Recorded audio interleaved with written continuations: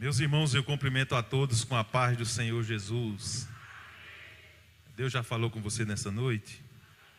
Sim ou não?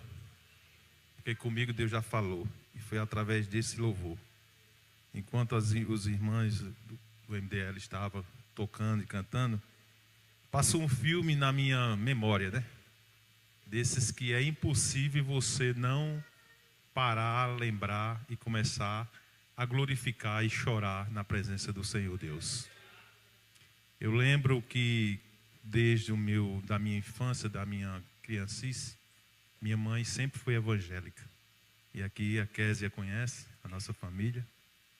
E nós morávamos ali no Ligeiro. É um pequeno relato, só para aumentar mais a sua fé. E quando Deus tem negócio contigo, irmãos, ninguém impedirá. E desde os meus passos, minha mãe sempre nos ensinou a caminhar no Evangelho. Nós saíamos ali do Ligeiro, no domingo pela manhã. Na época, minha mãe era evangélica, da Igreja Batista aqui na Liberdade, bem aqui pertinho. E ela pegava o ônibus ali, nós saímos a pé. Naquela época, chovendo, sol, andávamos mais ou menos 1,5 km, até chegar na rodagem, que é essa daí que passa aqui, né? Antigamente chamava rodagem. Eu sou desse tempo ainda, viu, irmão? E hoje é BR, né? Estrada. E pegávamos o ônibus da Condor. E subíamos ali naquele ônibus. Parávamos antigamente onde era a Sambra, né? Que hoje é ali a Vitamilho. E pegávamos a pé e ia para a escola dominical. Todo domingo, minha mãe levava. E começava o trabalho. E a gente saía da escola dominical, ia para a casa da minha avó, que morava aqui na rua Santa Catarina. E quando era noite, a gente ia para o culto. Terminávamos o culto, às vezes meu pai vinha pegar a gente. Quando não pegava, a gente saía mais cedo, pegava o último ônibus e ia para casa. E descíamos ali na pedra, que o ônibus de Queimada já não ia direto, mas descia na pedra ali, como é conhecida ali no Ligeiro. E quem conhece sabe o que eu estou falando. E descíamos a pé ali mais distante. E daquele trecho para lá, a mãe começava a ensinar os louvores, começava a ensinar versículos. E até hoje eu tenho na minha memória esse trabalho que ela fazia. E crescemos, graças a Deus. E com 5, 6 anos, uma vez ela chegou na rua, meu pai era comerciante ali na feira. E um amigo dele perguntou, esse aqui comigo, batia na minha cabeça e dizia, esse aqui vai ser padre, né, Toinha? Ela dizia, não, esse aqui vai ser pastor. Aleluia. Esse aqui vai ser pastor. E minha mãe, desde aquele início, começou a profetizar na minha vida. E quando chegou a crescer, eu me desviei um pouco nesses percalços da vida. E quando foi certa vez, eu estou contando esse testemunho, breve testemunho, é para a edificação de alguém aqui nessa noite. Eu estou com uma mensagem aqui, mas Deus tocou no meu coração para me falar sobre isso. Porque quando Deus tem algo contigo, você pode ir para todo canto. Aleluia. Quando Ele te marca, está marcado.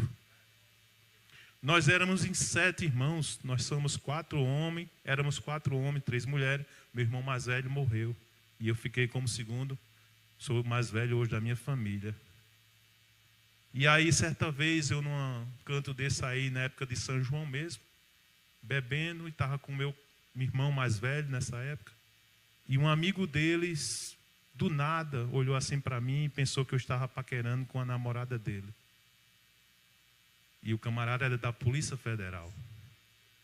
Ele andava armado, meu irmão andava armado também. Meu irmão era amigo dele e andava armado também. E ele cismou que eu estava paquerando com a namorada dele. E puxou o revólver e botou na minha cabeça uma pistola. Eu estava afastado de Cristo. E de repente ele disse, eu vou te matar porque você está paquerando, dando em cima da minha namorada. Eu digo, o que é isso, rapaz? A gente está bebendo junto. Não, você estou vendo que você está... Eu digo, não está acontecendo isso. Na mesma hora, irmãos, o Espírito Santo tocou no meu coração e disse, aqui não é o teu lugar. Aleluia. Eu disse, Senhor, se tu me tirar dessa nunca mais da minha vida, eu saio dos teus caminhos e volto para a tua casa. E naquele momento, ele tirou a pistola, meu irmão já ia chegando com um revólver, e dizendo, tira a pistola da cabeça do meu irmão, senão eu lhe mato também, não sei o quê. E aí o cara disse, é por causa do teu irmão, não vou te matar. E o Espírito Santo dizendo, não é por causa dele, é por causa da minha, é por causa de mim. E eu dizendo, tá certo, eu entendo tudo.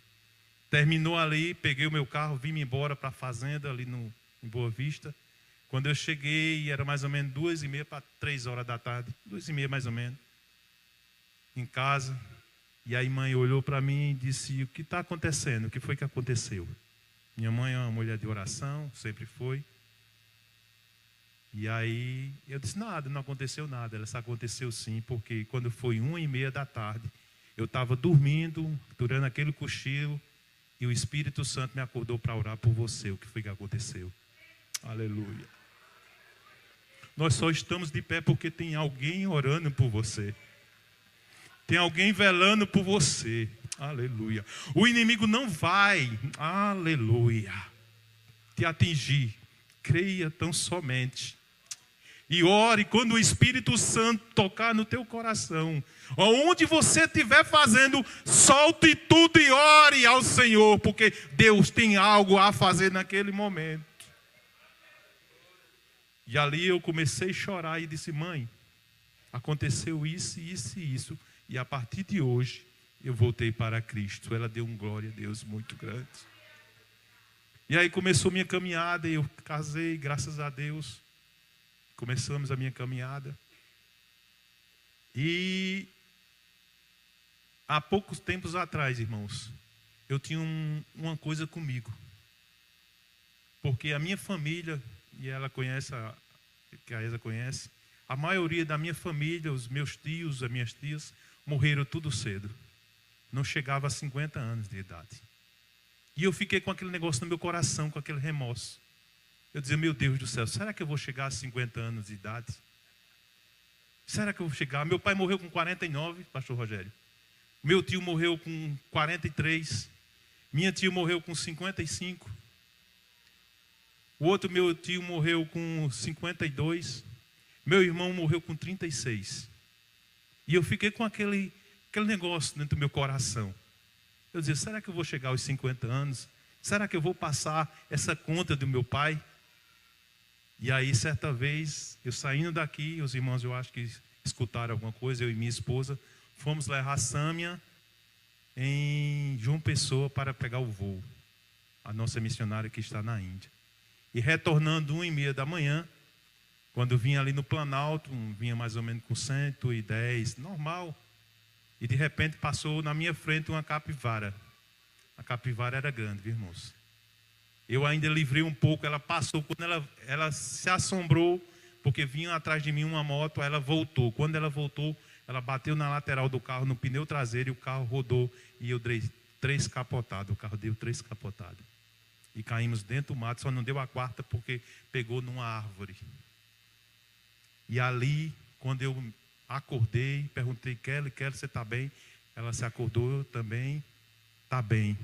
E eu fiquei refletindo ali, e com cinto de segurança e cabeça para baixo. E Kelly disse, como é que a gente está? Eu digo, não, estamos bem, estamos falando, graças a Deus.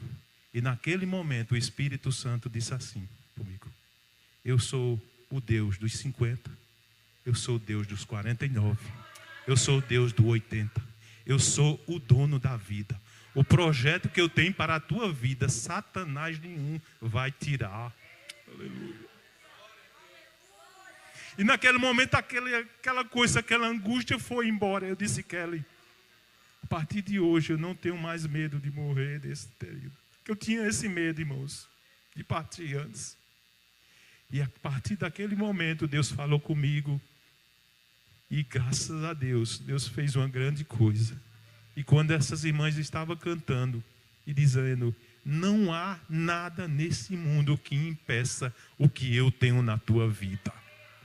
Quando Deus tem algo na tua vida, pode se levantar Satanás maior do mundo, mas o maior é o dono da vida. É Ele que tira, é Ele que dá, é Ele que coloca, é Ele que faz tudo.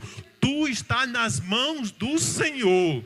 Por isso, nessa noite, glorifica o nome dele, porque ele está falando contigo. Aleluia. E olha onde eu estou. E eu digo a Satanás: olha eu aqui, falando do amor de Deus, juntamente com minha esposa, e quem está perdido é Satanás, porque ele já perdeu essa batalha no nome de Jesus. Tirei esse pouquinho de tempo só para dar esse testemunho, e eu creio que Deus falou ao seu coração e ainda vai falar muito mais. Obrigado, pastor Rogério, pelo convite. Obrigado a Edivaldo também pelo convite, nosso amigo. E gratidão a toda a igreja que está aqui nesta noite. Eu vim aqui com um texto, trabalho aqui de pregar a mensagem nesta noite. E eu quero que você abra a sua Bíblia aí. Eu vou resumir bastante. Obrigado. E ultimamente eu estou chorão, irmãos. Eu estou chorão muito. Eu era uma cara meio brabo, né? O pessoal olhava assim: rapaz, esse pastor tem uma cara de brabo. Na minha família eu dizia: rapaz, você é meio metido a brabo. E eu era meio brabo mesmo, irmãos. Eu não levava desaforo para casa, não. E graças a Deus quem faz isso é o Evangelho de Deus, viu? Aleluia, glória a Deus. Abra sua Bíblia em Mateus 28. Traga aqui a saudação do nosso pastor Dari Ferreira, onde nós estivemos juntos ontem e hoje pela manhã. E foi um trabalho maravilhoso. Estivemos ali com o pastor Rogério também. 4 vidas na região onde nós estávamos ali. E nós estávamos com a equipe mãos dadas. Foi uma bênção ali. 4 pessoas aceitaram Jesus no período da manhã. Para a glória de Deus. Mateus 28, verso de 16 ao 20. Parabenizar também nosso irmão Bruno, Henrique é conhecido mais como Henrique, pelo trabalho, o trabalho que ele fez, essa pesquisa, né? Eu estava dizendo ali ao pastor Rogério que eu não conhecia esse relato do Lampião, porque, não sei se você sabe, mas o camarada que mais entende de Lampião aqui é o pastor Pedro Tadeu. Irmãos, é conhecedor o pastor Pedro Tadeu do Lampião, viu? Ele tem livro que eu nunca vi daquele jeito. Uma vez nós saímos daqui, fomos à Imperatriz, 20 horas eu dirigindo o carro, 20 horas direto. Irmãos, ele começou a conversar aqui a história, quando chegou em Imperatriz, eu disse: terminou, ele terminou Nárnia, tem um retorno aí, a gente vai conversar mais um pouquinho. Ele não deu o microfone nem um pouquinho para mim. Pode ser, meu. Não deu. Agora só falando em história de Lampião. E essa eu vou perguntar a ele se ele conhecia esse relato. Essa para mim foi novidade, que eu não sabia não, viu, dessa daí. Os irmãos abriram a sua Bíblia, acharam? Quem achou, diga: achei. Muito bem.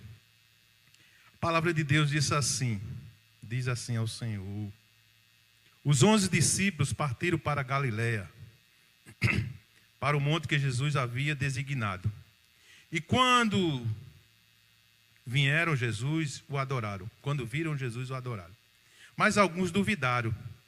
Jesus, aproximando-se, falou-lhe dizendo: toda autoridade me foi dada no céu e na terra. Versículo 19. Portanto, vão, façam discípulos de todas as nações, batizando-os em nome do Pai, do Filho, do Espírito Santo, ensinando-as a guardar todas as coisas que eu tenho ordenado. E eis que eu estou com vocês todos os dias até a consumação dos séculos. E outra versão, até os fins dos tempos. Quem pode dizer amém? Glória a Deus. Abra também aí em Atos,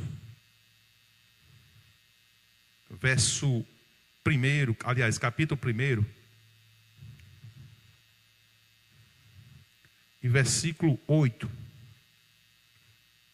Atos, capítulo 1, e versículo 8, que diz assim: mas vocês receberão poder. Diga poder. Ao descer sobre vós o Espírito Santo, e serão minhas testemunhas, tanto em Jerusalém, como em toda a Judéia, Samaria e até os confins da terra. Vamos ler essa parte aqui na parte B, diz assim, ó. E serão minhas testemunhas. Vamos aí a partir dessa aí. 1, 2, 3.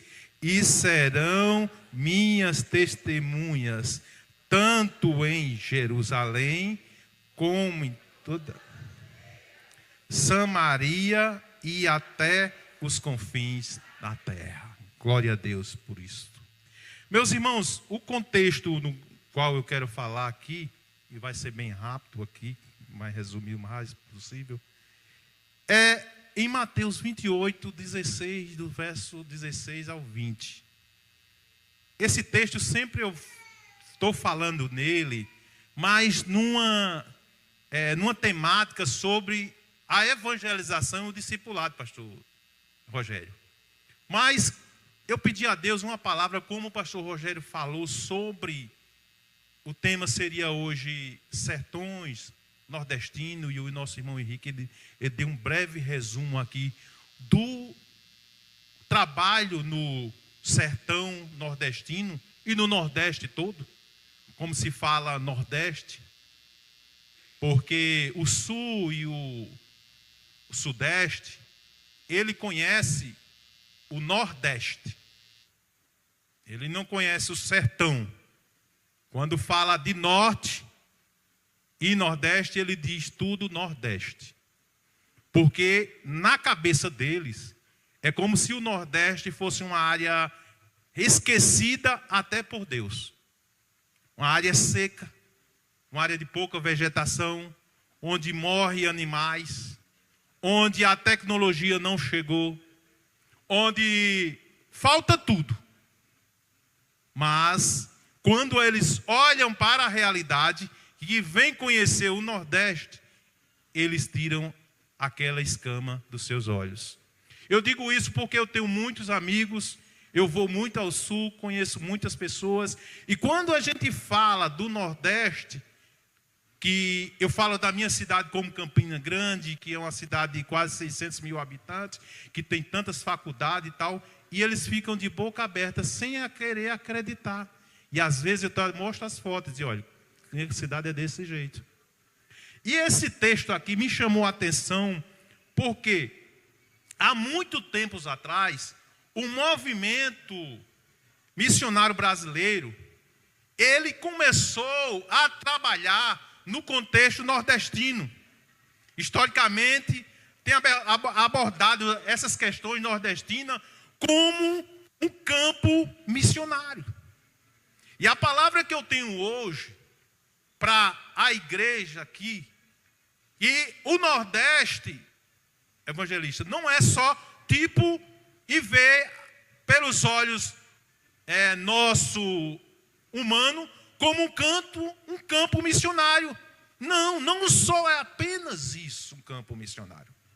E quando nós vamos ler aqui o contexto do texto aqui em Mateus, nós vemos que os discípulos de Jesus, eles partiram para Galiléia. A Galiléia, meus irmãos, naquela época e até hoje, é tido como uma região, como se fosse o Nordeste. Uma região que não tem tanta expressão, pessoas humildes, pessoas sem entendimento, pessoas que não têm leitura, umas pessoas mais esquecidas. Não é à toa que em João, capítulo 1, vai aquele diálogo com Natanael e Filipe. Natanael vai dizer, e Filipe falando de Jesus, e ele vai dizer, será que tem alguma coisa vinda boa da Judéia? Será que tem alguma coisa vindo boa da Galiléia? Porque era aquilo na região. Era uma região escassa. E o Nordeste também é dessa forma. Ele é visto como uma região que nós, os missionários do sul, sudeste e do exterior via como um campo e vê como um campo missionário que tem necessidades de mandar e enviar missionários. E isso é verdade. Até um tempo atrás, nós recebíamos muitos recursos de muitas áreas de igrejas, como a missão Portas Abertas, missão Mártires, missão Cairóis, investimentos aqui no Nordeste. Essas missões, Campos Brancos também, eles viam e vê o Nordeste como um campo missionário. E eu quero levar a perspectiva hoje para você que o Nordeste não é apenas mais um campo missionário que recebe missionários de fora, mas sim um celeiro de missionários que nós estamos mandando para outros países. Aleluia. E nós estamos exportando missionário. Nós estamos exportando modelo. E ainda hoje nós temos dificuldade com a região Nordeste. Os desafios no Nordeste. Olha só, a igreja católica, o catolicismo, ainda é predominante em nossa região Nordeste. 64% da população ainda são de pessoas católicas.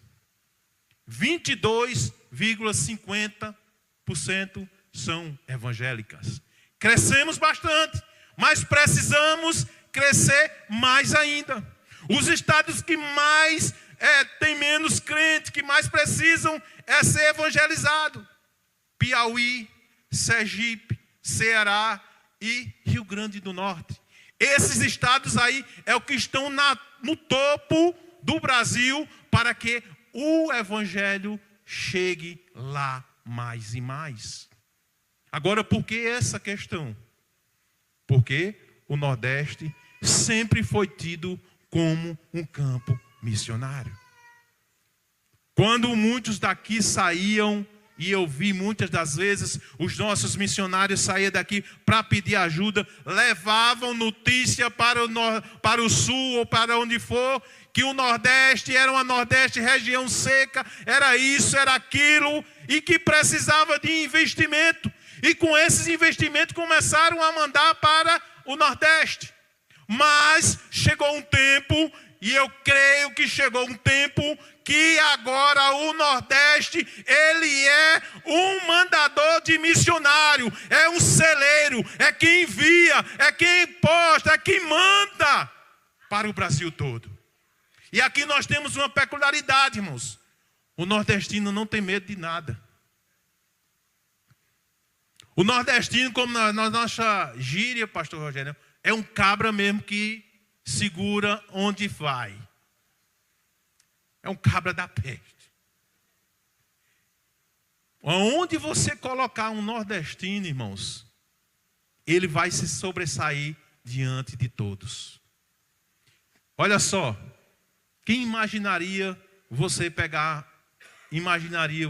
pegasse, na minha consciência, pegasse uma menininha frágil, magrinha, bem fininha, sentada lá no birô, ali no Templo Central, e mandasse ela para a Jordânia.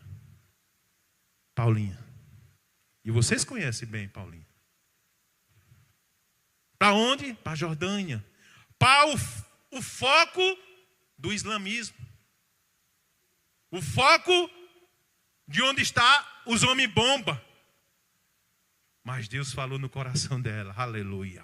E a igreja entendeu, e a igreja tem parte nisso. E nós enviamos a Paulinha. E hoje está fazendo um grande trabalho, não só na região da Jordânia, mas também na França. E saiu de onde? De Campina Grande.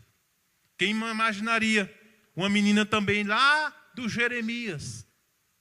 Uma igrejinha bem pequenininha, uma congregação bem pequenininha, que naquela época até para arrumar banco era trabalhoso.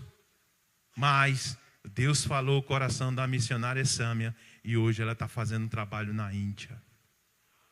Aleluia. Quantos podem dar um glória a Deus? Está ganhando vidas para o reino de Deus. E você e eu temos parte nisso. A igreja nordestina, ela tem parte nisso. E nesse contexto aqui, irmãos, a gente vê que os 12 se encontraram ali e foram direto para a Galileia. A Galileia era uma região seca, semiárida, não tinha nada. As limitações eram muito grandes, como a igreja do Nordeste também é. Tem 3 coisas nesse ponto aqui, nessa leitura, que eu quero abreviar aqui e falar bem rápido, que chama a atenção nesse texto. As 3 coisas que devem ser destacadas nesse texto, como fundamentos para a consciência missionária transcultural. Aí muitas das vezes a gente pergunta, mas nós precisamos mandar a gente para fazer a missão transcultural? Sim, claro que sim. O texto vai dizendo aqui, olha só, no final aqui, batizando-os em nome do Pai. Aqui, olha, portanto, ide e fazei discípulos de todas as nações. O missionário Neto está lá no Peru, fazendo o quê? Turismo? Não, fazendo missões. A missionária Paulinha está fazendo missões, está fazendo discipulados, está fazendo discípulo lá, um trabalho excelente. E nós precisamos justamente isso. E esses 3 pontos aqui que eu quero relatar, para praticamente encerrar, porque o tempo já está indo embora. Como a Galileia, a região do Nordeste, onde Cristo era uma região escassa, região onde deu o encontro entre Cristo, o ressurreto, e seus discípulos. Era uma região periférica e concernente à religião. Naquela época ali, ninguém imaginaria que ia sair um Messias, um profeta, porque não era uma região de que saísse alguma coisa boa. O centro religioso dos judeus estava na Judéia, na cidade de Jerusalém, capital espiritual dos judeus. E a cidade, Jerusalém, era muito importante daquela região da Palestina. A Galileia, em particular, não despertava a atenção dos judeus. Era região rural, de gente simples, devido à presença do povo estrangeiro em seus termos. Era, portanto, uma região estigmatizada. Os discípulos, por sua vez, eram homens comuns e de pouca formação, sem destaque social. Ele não destacava social. E aí, qualquer reconhecimento, de qualquer reconhecimento religioso, não tinha nenhum reconhecimento. Não era mestres na lei, nem figurava entre os mais piedosos, admiráveis representantes da fé judaica. Era gente do povo, gente simples. E quando eu vejo isso aqui, eu vejo também a região nossa no Nordeste. E quando você olha aqui para a região, aos tempos atrás, todos nós pensávamos, venha para cá, me ajude, nós estamos precisando. Nós não temos pessoas em destaque. Nós não temos pessoas que nós podemos estar destacando para representar a nossa igreja. E o tempo mudou. E Jesus mudou e mudou o quadro. Aleluia. Hoje o Nordeste é totalmente diferente. Precisamos sim, ainda de investimento da obra missionária aqui. Mas hoje o Nordeste é um celeiro de missionários. É um celeiro de pastores. É um celeiro de gente que gosta de evangelizar. É um celeiro de exemplo para a nação. Nós tivemos agora no Fórum de Missões em Abreu e Lima. 21º Fórum de Missões. E tinha gente de vários estados do Brasil. E de 2 países estavam lá. Porque viram falar que no Nordeste tem um fórum exclusivamente missionário para falar da obra missionária. Sul não tem isso. Sudeste não tem isso. Centro-Oeste não tem isso. Porque nós começamos a nos organizar. E Deus começou a usar os pastores aqui da nossa região, os pastores presidentes de convenção, e começou a usar os seus secretários de missões para fazer esse agrupamento em um só movimento. Qual é o movimento? Levar a palavra a toda criatura. Aleluia. Levar o evangelho a todo canto, a todo distrito, a toda viela, a todo município do Nordeste. E hoje sabe o que é que aconteceu? O pastor presidente da CGADB, pastor José Wellington Júnior, ele tem como fórum de missões um exemplo maior do mundo para a nação. Aleluia. Quantos podem dizer amém? Isso é do Nordeste. Nós temos que ter orgulho de nós mesmos. Agora, esse orgulho não deixe nós incharmos, mas pensarmos assim: se nós estamos fazendo com o pouco que nós temos, vamos fazer mais ainda, porque o dono da seara, ele é quem vai dar recurso, é quem vai mostrar, é quem vai capacitar e vai usar você e eu para essa seara. Assim como a Galileia, que saiu o Messias e saiu os 12 para as nações, assim do Nordeste hoje sai muitos missionários, sai muitos irmãos pregando o evangelho para todas as nações. Aleluia. A nossa convenção é a igreja, é a convenção menor do Brasil. É de Campina Grande. Mas quando nós chegamos, que começamos a mostrar o trabalho, e aí o secretário fica assim, ó, de boca aberta, e dizendo: vocês fazem isso tudinho em Campina Grande? E o recurso? Eu digo: o recurso vem de Deus. Aleluia. O recurso vem de Deus. E os nossos missionários tudo recebem em dólar, viu? Quando recebem em dólar é em euro. Porque a igreja de Campina Grande tem acordo com Jesus Cristo em segurar os nossos missionários. Aleluia. E para encerrar, eu quero só falar aqui alguns relatos para você. Primeiro ponto que eu quero destacar aqui nesse texto. Assim como a Galileia, o Nordeste é comumente visto como uma região periférica, com pouca relevância no cenário nacional. Por sua vez, o povo nordestino é frequentemente reconhecido por sua simplicidade, humildade e inteligência. Aleluia.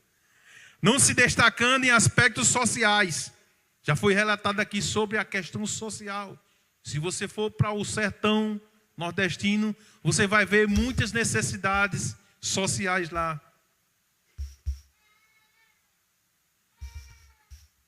Por sua simplicidade. E a igreja nordestina não está isenta dessa percepção. Qual é a percepção, pastor Gel? De enviarmos missionários para outras nações.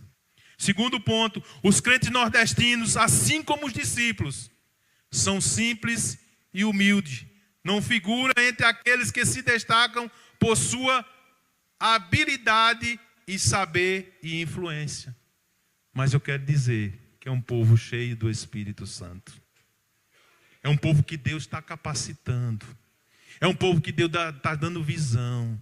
É um povo que Deus está dando estratégia para levar o evangelho aos 4 cantos da terra. E principalmente a nossa região. Terceiro ponto, a igreja nordestina não está além ou aquém da abrangência da grande comissão. Nós não estamos, meu irmão, aquém da grande comissão. Nós temos que incluir nossa igreja nordestina já incluímos, queremos incluir cada vez mais nessa comissão, nessa grande comissão que é de levar o evangelho aos 4 cantos da terra. Aleluia. Apesar de ainda não termos percebido como uma igreja enviadora. Se você for perguntar aos sulistas, aos secretários de missões ou aos pastores de convenções, qual é a igreja que mais evangeliza, ou então que mais envia, vão dizer que é o sul-sudeste. Mas hoje a igreja nordestina é uma das mais que envia missionário ao mundo. Aleluia. Ela é tão responsável pelo cumprimento da ordem do Senhor como qualquer outra igreja, pois ela também compõe a igreja de Cristo. Nós temos que ter essa consciência, que os nossos recursos, a nosso missionário, a gente também tem que enviar para o interior, como a gente tem enviado. Nós temos que fazer missões aqui local, também temos, mas temos que ter a consciência de que nós precisamos enviar, assim como a grande comissão e Jesus fez com seus discípulos. Vão em todas as nações e façam discípulos de todas as nações. Aleluia, aleluia, aleluia. Com essas considerações, devemos voltar à questão original. A igreja nordestina se desenvolveu através da ação do Espírito Santo de Deus, que usou homens e mulheres, agências missionárias, igrejas estrangeiras, que muitas igrejas estrangeiras investiu aqui no Nordeste, para que nós possamos ter o DNA das missões. E a igreja nordestina é uma igreja missionária. É uma igreja que tem essa pegada e esse DNA de missões. Resta só o que, irmãos? A nos fortalecermos mais aos nossos missionários. A ajudar a engajar essa gloriosa tarefa. Qual é a tarefa? De ir por todo o mundo. Como eu já falei, Jerusalém, Paraíba e até os confins da terra. Aleluia, glória a Deus. E aqui eu quero, nesta noite, fazer uma conclamação, um desafio para você nessa noite. Aleluia. Se você ainda não olhou a igreja nordestina, você como nordestino, com a perspectiva de enviador da obra missionária, se você ainda não tem essa consciência, que a partir de hoje você tenha essa consciência. A igreja nordestina, eu e você, somos uma igreja missionária. Que Deus em Cristo Jesus continue abençoando sua vida e continue ajudando, continue cooperando com a igreja do Senhor aqui no Nordeste, porque ela faz missão, você faz missão e você faz parte desta história. Deus abençoe a todos em nome de Jesus. Muito obrigado, pastor.